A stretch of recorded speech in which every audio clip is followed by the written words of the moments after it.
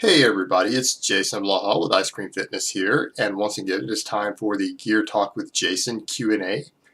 But hold on, let me give you guys a bicep shot first. Yeah, look at my torn left bicep.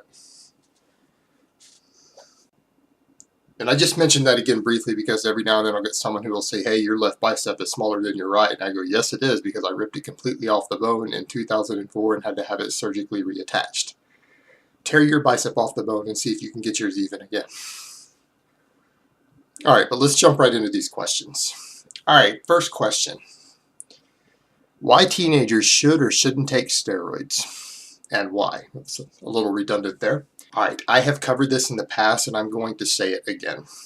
If you're a teenager and your endocrine system is not done developing yet, introducing exogenous hormones into your body carries with it a greater risk of permanent shutdown. Therefore, I ethically cannot advocate anybody under around the age of 21 introducing exogenous hormones outside of being under the care of a doctor, period. Now, what I will say is that if you have a legitimate shot at going pro in your sport and you're 18 or 19 years old, when I mean a legitimate shot, you've already got that scholarship in hand, you're sitting at the D1 level at university, or you have already won NPC bodybuilding shows at 19 years old, natural, and you want to become a pro bodybuilder. Now keep in mind, there's no money in pro bodybuilding. You're going to have to do a lot of gay for pay and cocksucking and stuff like that to make any money in it. But if that's your dream, that's your dream. But as far as other sports, Olympic athletes, NFL, baseball, whatever, if you're holding that scholarship already, you're a D1 athlete and you've got a lot of potential, yeah, you probably want to go ahead and juice your brains out. Because you can afford fertility drugs. When you have $3 or $4 million sitting in the bank, you can afford fertility drugs, Viagra, testosterone replacement therapy. It's just not a problem. I mean, you got millions of dollars, so to hell with it. Go for it. But if you're doing it just to get better biceps for the beach and you're 17, 18 years old, that's just ridiculous, guys. That is silly. There's just no point in permanently shutting yourself down and potentially risking needing to take a testosterone shot the rest of your life for an extra inch of muscle on your biceps. I just don't get the logic behind it. I don't think it's worth it. And I am very pro steroid. So put that in perspective. This is coming from someone who is pro this stuff, who thinks athletes should juice their brains out, who thinks it should be legal, who thinks pretty much every serious athlete on the planet does it and has no ethical issues with it. And even I'm telling you that if you're at that young of an age, it's just simply not worth the risk. You can already make amazing gains, and wait till you're more serious about your goals and you have built a foundation for a few years and you know what you want out of life, unless you're going to make millions of dollars doing it. In short, if you're going to shut yourself down permanently, you might as well make a few $1,000,000. All right, next question, and I'm just taking one of these because I got a bunch of questions about blasting and cruising in this Q&A. Cycling versus blasting and cruising for someone who has gym as a serious hobby and enjoys lifting, getting bigger, stronger, but wants to have kids one day. That's a non-issue. IFBB pros father children all the time. Guys on TRT father children all the time. It costs you a few $100s to do that. So that should not even be a concern once you go on gear, because yeah, there is always that risk of shutdown, but 3 months of HCG therapy is a standard procedure most IFBB guys use, who are on grams and grams of stuff for years straight when they want to father children. It's just not that big of a deal. So more of your issue when we're talking about blasting versus cruising is dealing with the negatives of it. And as I've said previously over and over, I see this as for people with serious goals, that it's a lifetime commitment. Mark Lobliner agrees with me. Pretty much the entire forum over like GH15, they all agree on this. Most of your serious athletes agree on this, that the cycling stuff is for casual people, and in all honesty, it's not even the best route. The only concern with staying on permanently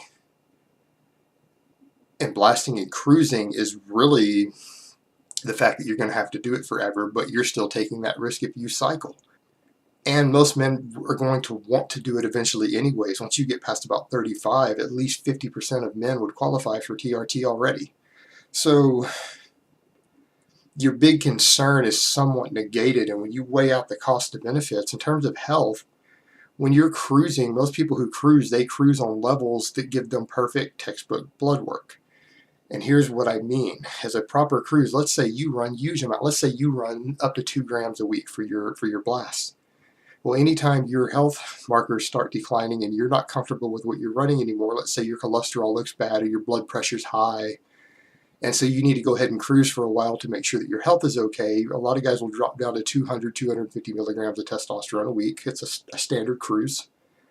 But we know that TRT doses, which are lower than that, it's been proven in studies that it gives better gains in muscle mass than being natural.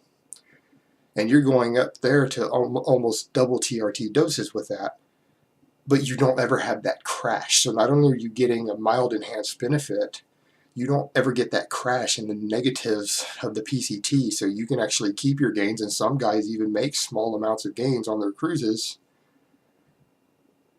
And then you can incorporate other non-androgens like a very low dose of HGH or something to help bring up connective tissue and things between blasts, something like 2 units a day. So there's a lot of things you can do with a standard cruise, and then your health will look beautiful, and then when you want to make big gains again, you go back and blast again. Would be something like that, 200, 250 milligrams of test a week and maybe a little bit of HGH in there or something like that, or even adding another mild lower side effect compound into it. Some guys like a little bit of Anavar, like 10 milligrams a day in the morning as part of their cruise. Just things like that, or a little Masteron. So there's really a lot you can do with that, and what you generally find when you're cruising is that you should have textbook perfect blood work on a cruise. So you do that to make sure that your body's resting and that your health is okay, but you're still getting some of the benefits of being chemically enhanced, and you're not ever dealing with the crash and the emotional roller coaster and the impotence and everything else that goes with PCT. And even some PCT drugs are worse for your health than the actual anabolics are at lower doses. So it's by far the lesser of two evils here. All right, next question. Can nandrolone be effectively used for the purpose of speeding up healing of a connective tissue overuse injury?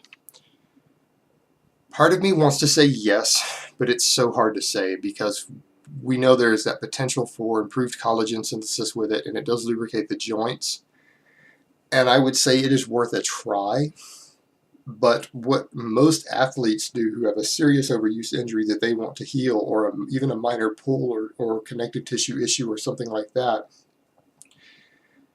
sure, the nandrolone could be a good addition to that, and I don't really see an issue with using a small amount of it for that, but HGH works better, and a lot of guys directly inject HGH into the area. And I know plenty of guys who've had great success with this. I personally, that was the only time I ever used HGH personally, because a friend of mine gave me a kit because I had pulled a hamstring, and he gave me one vial out of his kit for it just to inject into it every day for something like 5 days. He gave me like a little 10-unit vial, and I shot 2 units of it every day into that hamstring for 5 days, and it completely healed my hamstring pull. I would say by the end of that 5th day, my hamstring pull was back at 100%, and I was right back to squatting and deadlifting with maximum weights a week later. I think the HGH is a better route, but the nandrolone could be potentially helpful there. Okay, next question. Since there are so many different informations on Masteron on the net, could you briefly summarize it in the Q&A? Okay, I really like Masteron, to be honest, if you can get legitimate stuff. Just quick overview, it's a DHT derivative. It was originally developed for breast cancer. It is usable at very high doses. Even the FDA, when they were looking at it, gave dose recommendations that are like 6 or 7 times higher than they would allow for any other steroid, because it just didn't seem to exhibit toxicity or negative effects for the most part or anything else. The only real side effects you get from this compound are that it can dry you out. It will make you drop water weight. You dehydrate easy on it, which can leave your joints a little dry. You can sweat quite a bit on it. It seems to induce some thermic effects. You can get pretty bad acne on it, and it can cause havoc with your prostate. But outside of that, it's pretty well, it doesn't exhibit any other side effects. It can reduce estrogenic and progesteronic side effects of other compounds, which makes it amazing for stacking with them. Now, a lot of guys think that you can't make gains on it. It's because you tend to drop a lot of water when you're on it, and the more of it you go on, the more water you drop. And some guys point out that when they start going over about 500 milligrams, they drop so much water weight that it seems to inhibit their gains. And I disagree on that. I would tell people, if you've ever run a gram of Masteron a week, even by itself, you would realize that it will put as much muscle on you after you come off of it and you regain the water as running, 600-700 milligrams of test. But it is not as strong as testosterone for it. But just in my general experience, it's great for reducing side effects of a lot of other compounds. It is great for any sort of fat burning stack or staying a little leaner on a bulk. And it seems to just amplify the effects of any other compound you put it on. In my experiences with it, both in myself and in other athletes I've worked with, this compound, when you stack it with testosterone, you gain muscle and strength faster with less bloat. When you stack it with trenbolone, you burn body fat off and you get ripped faster. I would say that it's probably one of the best pre-contest compounds because it gives you that hard chiseled look because you drop subcutaneous water and intramuscular water when you're on it, and it just seems to give a lot of muscle density and hardness, and it brings vascularity out. So I would put it up there at the top of pre-contest compounds. It's just all around, it's a good compound to add to your stack. The only problem I have with it is that, one, it can get a little pricey, and two, running lots of it long term can both dry the joints out and it can cause problems with your prostate. So it depends on what you're prone to there with problems, but overall it's a pretty amazing compound if you can get legitimate Masteron. All right, last question. Does 4,000 milligrams of test get me gains that are worth the side effects compared to 1,200 milligrams? Proviron, Aromacin.